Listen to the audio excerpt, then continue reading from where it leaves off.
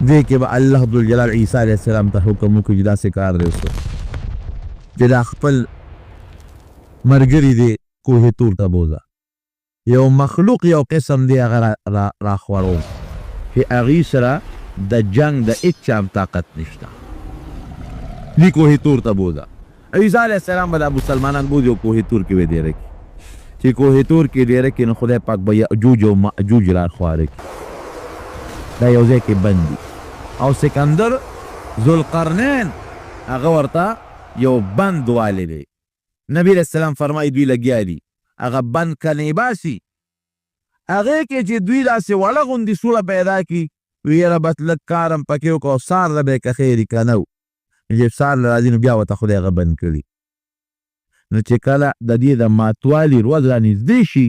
نو چې دوی کله هغې کنستل شروع کړي او لږ پاتې شي نو دوی به ده ووایي چې انشاءالله سار له به یې که نه و انشاءالله به ووایي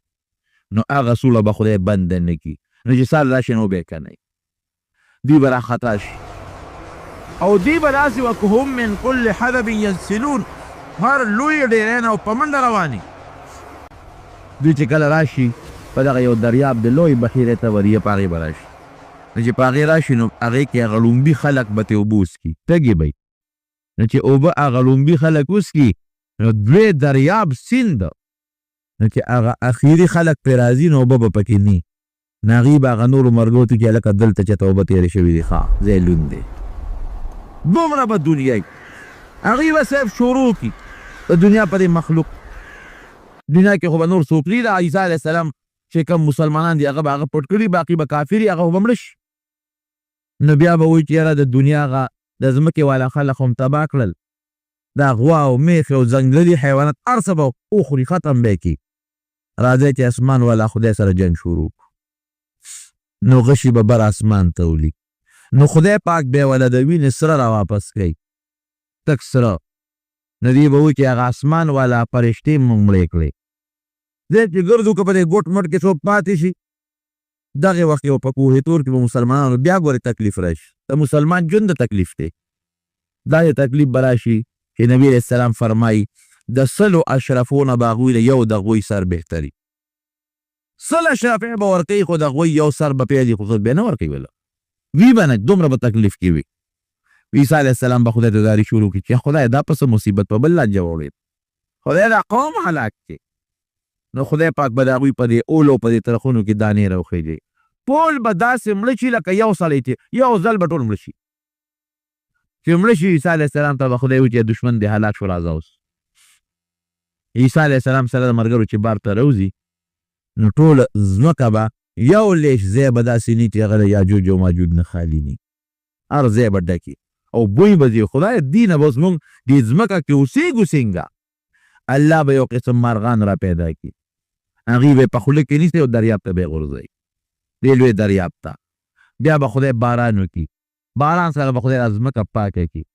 د هغې د هغه غشو لیندو باندې به مسلمانان اور بلی بیا به د عدل انصاف حکومت شروع شي جناب د عدل انصاف حکومت چې کله بیا شروع شو د هغې نه پس به بیا ورو مسلمانان کمیږي بیا به کافر زیاتېږي مسلمان به ورو کم شي داسې وخت به راشي جناب چې په مخ د ځمکه به یو کلمې والا سړی هم نه هېڅوک کلمه ګو به نه په مخ د ځمکه د خدای نوم به بلکل ختم شي او داسې ژوند به یو بل سره تېروي لکه د دریاب دا خره او خرې چې یو بل سره څنګه ژوند تېروي د ځنګل او د ځمکې دا سپی او سپي یو بل سره کوم ژوند تېروي دقه ژوند به تېروي هېڅ قسمه کلمه د خدای نوم د هغې نام و نشان بني ختم او چې کوم مسلمانان دي نبی علیه السلام فرمایي یو هوا به خدای راوالوځوي هغه هوا چې کوم مسلمان باندې لګي بس دی به مري هغه له به خدای مرګ ورکړي ټوله دنیا به د کافرو نه ډکه شي بیا به مال خدای راخور کړي دغې وخت به الله د انور د مغرب نه را مشرق طرف ته راوخېږي نور به رواني مشرق ته مغرب طرف ته به کوزېږي الله ذوالجلال به ورته واپس شه ارجعي من حیث طلعتې چې کوم طرف نه راغلی وم په هغې طرف واپس شه نور به لږ غوندې را واپس شي بیا به ورته الله وي واپس ځه دغه توبې د بندېدو دروازه ده بعض د هغې نه پس د هیچا توبه به نه قبلیږي. اوس د توبې دور دی نو توبې الله ته وباسئ او خدای ته زاري او فریاد وکړئ. بس بیا به معلوم ډېر شي خو ټول به کفر وي د خدای نوم به څوک پېژني نه، الله به نه پېژني.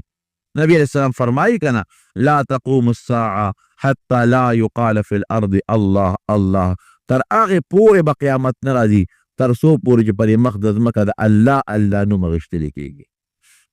د خدای نوم چې اخیستل بند شو فوري به قیامت بیا راځي. خیر خلک به لګوي، څوک به دوکاندار وي هغه به کپړه خوره کړي په ګاک پرې خرڅوي، ګاک به ناستي له هغه نه کپړه بایلي. څوک به لګي خپل حوض به جوړوي، څوک به لګي خپلو څارو له به ګیاګانې ریبي، څوک به لګی نړۍ به رالي د خپلې خولې ته به یې اچوي. د جمعې ورځ به او د محرم د عاشورې لسمه ورځ به د عاشورې لسمه د جمعې ورځ او د سار د مانځه نه پس د نور ختو نه مخکې دغه ټیم کې به اسرافیل علیه السلام شپېلې ووایي.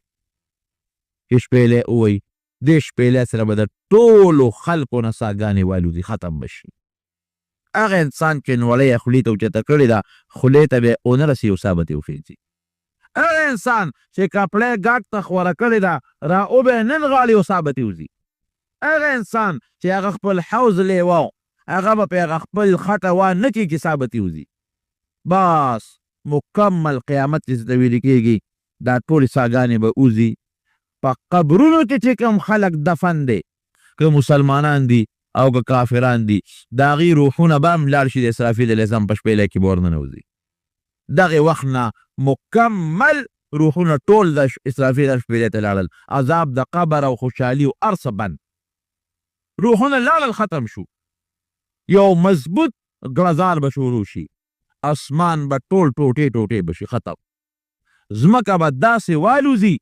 لکه دا مالوچ چې دا پاغوندې دا مالوچو باندې هوا راچي او په تاسو خیالي که نه د پنبې دا مالوچ په دې سخته سیدی کې په دې هوا کې تاسو دا خواره وارې وینئ. غرونه به ختم شي، دا سپومۍ به ختم شي، نور به ختم شي، ستوري به ختم شي. قیامت چې څه ته ویلې کېږي نو هېڅ شی به پاتې نه، اوبه او هر څه ختم، ټول هر څه به ټوټې ټوټې او دلې وړې به شي، هېڅ شی به هم پاتې نه شي. بیا به رب العالمین واپس دا مخلوق را جمع کړي د شام په ځمکه باندې. اوس چې کومه د شام ځمکه ده دا به خدای بیا خوره کړي او چې څومره روحونه د اسرافیل علیه السلام په شپېلی کې وي چې دا شپېلی ووهي هغه روحونه به ته راشي خپل وجود ته به ننوځي او داسې به دا خلک د خپلو قبرونو راپاسي اذا هم من الاجداث الى ربهم ینسلون، لکه دا باران چې وشي او سار راپاسي او دا کم بوټي دا زرغونتیا په دې ځمکه د پاسه راوټوکېږي، داسې به راوټوکېږي او د الله حساب کتاب تر حشر میدان ته به ور مخامخ شي. بیا به د سره خدای پاک د دنیا د دې عمل، د دنیا د دې قول و فعل، د دنیا د دې مال او دولت د دې به را سره الله حساب کتاب کوي. فحسبتم انما خلقناکم عبثا وانکم الینا لا ترجعون. تاسو څه خیال دی چې ګنې ما بس پیدا کړی یا خدای پاک فرمایي ما ته باړو دوباره ستاسو اړو پیشي بیا ونه شي؟ دا هېڅ چېرې نه کېږي. دومره نظام الله پیدا کړی دی، مونږ به خدای ته به خامخ کېږو، الله به مونږ نه تپوس کوي څه دې ویلي دي او څه دې کړي دي او څه دې ګټلي دي او څه دې خرچ کړي دي. دې باقاعده خدای تپوس کوي څه عمل دې کړی دی او که دې نه دی کړی. روم دا لوی مصیبتونه تکالیف او دا لوی ابتلاعات زموږ د مسلمان په سر دي. کومې وړې وړې نښې د قیامت خود فورا راغلي دي. لکه نبي صاحب فرمایي د مور پلار بېعزتي به شروع شي، مور او پلار به څوک خیال نه ساتي، نافرماني به شروع شي. دا یوه نښه شته که نشته؟ بلکل ښکاره. د مور او د پلار خیال بني او د دوستانو خیال وي، د دوستانو تعلقات به وي، د مور او پلار بني. نری جامې به ښځې واغوندي، شته که نشته؟ ښکاره خبرې دي. سړي به د ښځو تابع شي، شته او که نشته؟ ښکاره خبرې دي. فحاشي او بدعملي به خوره شي، هغه فحاشي او بدعملي خوره ده. او د قوم مشران به رذیلان وي، کوم چې نیکان خلک یې هغوی به د قوم د مشورونو توبه وباسي، هغوی به وایي موږ د قوم مشرۍ نالو. او چې کوم رذیلان ساد القوم ارذلهم، نه قوم سیادت او سرداری به د رزیلو او د کمینه او د بدعملو خلکو په لاسونو کې به شي. داسې حالات جوړ دي کوم چې نبي صاحب فرمایي او په مسلمان دا حالت به ځي او راځي به. او الله دې موږ هغه مسلمانان جوړ کړي چې کوم دغه حالاتو موږ ټینګ او کلک ولاړ یو. بس ایک نمبر مسلمان، 2 نمبر مسلمان نه، بے غیرت مسلمان نه، غیرتی مسلمان نه خدای پاک جوړ. ایمان باندې خپل کلک شو، پیسې باندې خرڅېدونکي مسلمان نه، کلک مسلمان. بهر صورت ورونو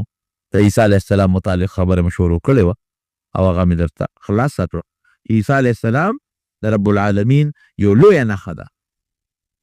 ان مثل عیسی کمثل آدم، آدم علیه السلام بې مور او پلار پیدا او دی خدای پاک بې پلار نه صرف د مور نه پیدا کړی. یو عظیمه نښه په پیغمبرانو کې یو لوی نشان. او بیا دا عیسی علیه السلام چې وفات شي د نبي علیه السلام سره چې کومه کوټه مبارکه ده د یو قبر ځای خالي د هغې کې به دفن کېږي. هم د نبي علیه السلام په شریعت باندې په دې خپل عمل به کوي.